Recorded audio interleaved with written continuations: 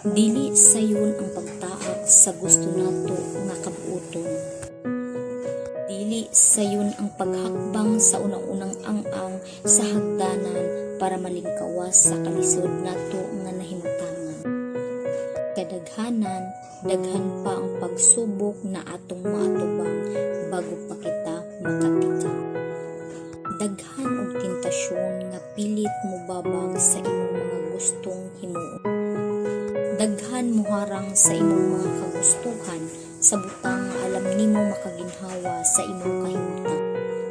Naa pa gyud mga tao nga mo-discourage pa sa imo para sila dili malagwan sa moabot nimo kung ikaw maging successful.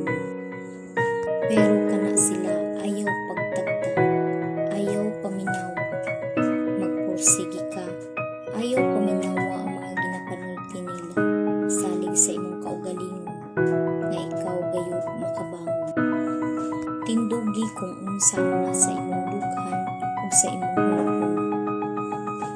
Ayaw pagpawala sa paglaom, salig sa Ginoo kay siya lang imong kakampi sa mga desisyon mo sa kinabuhi.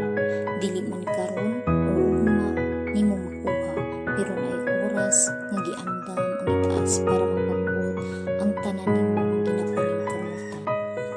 Dili taniya pasagdaan, basta mulihok lang ta ug magkinugihan.